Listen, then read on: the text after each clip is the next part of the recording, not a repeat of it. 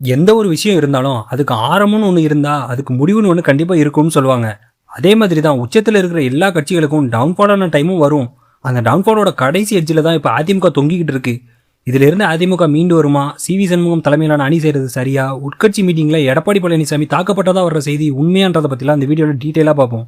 அதுக்கு முன்னாடி லைட்டாக வன்மத்தை கக்கிறதுக்கான டைம் இதை மட்டும் பார்த்துருவோமா? மனசு ஆறல, என்னடா இவ்வளோடா மட்டமாக போயிருக்கும். இந்த எதுக்கு தாங்க முடியலன்னு சொன்னியே, விஷம் குடிச்சிட்டு சாவு. ரொம்ப பாவையா நீ மீச. என்ன ஆனாலும் டிஎம்கே தான் மறுபடியும் ஆட்சி அமைக்க போகுதுன்னு என்ன கூவுன நீ இப்போ மொத்தமாக ஃபியூஸ் போச்சா? அதுலேயும் வருத்தத்தை பார்த்தீங்களா? ஏண்டா வெண்ண. அப்போ திமுக காரணங்களால் மக்கள் பாதிக்கப்படுற நியூஸ் வரும்போதெல்லாம் டிஎம்கேக்கு சொம்படிச்சியே. அப்போ பாதிக்கப்பட்ட குடும்பங்களுக்கு எப்படி இருந்திருக்கும்?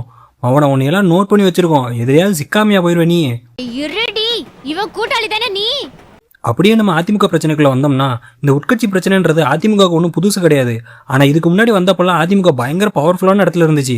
ஆனால் இப்போ அப்படி இல்லைல்ல. இந்த கட்சி டோட்டலாக டமாலிஸ் ஆகிற நிலைமையில இந்த பிரச்சனை வந்து நிற்கிது. இதுக்கப்புறம் அதிமுக ஒரு பிரதான கட்சியாக சர்வைவ் ஆகிறதே ரொம்ப கஷ்டம்தான். அதே மாதிரி அதிமுகவோட இந்த நிலைமைக்கு சிவி சண்முகம், எஸ்பி வேலுமணி, விஜயபாஸ்கர் மாதிரியான நபர்கள் மட்டும்தான் காரணமானு கேட்டால் அப்படியும் முழுசாக சொல்லிட முடியாது.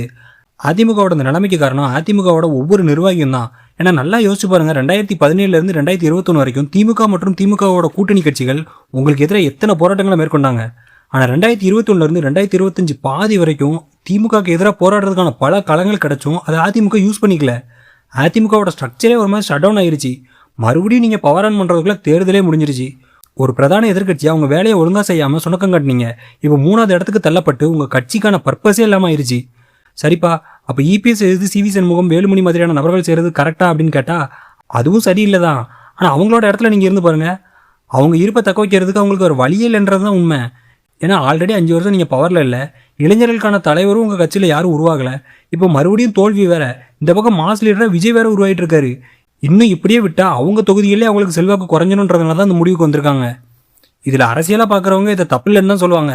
ஆனால் அதை இபிஎஸ் நினச்சா தடுத்துருந்துருக்கலாம். ஆட்சி அதிகாரத்தில் பங்குன்ற கோரிக்கையோட தேவைக்கு ஆதரிக்கிறோன்னு சொல்லியிருந்திருக்கலாம்.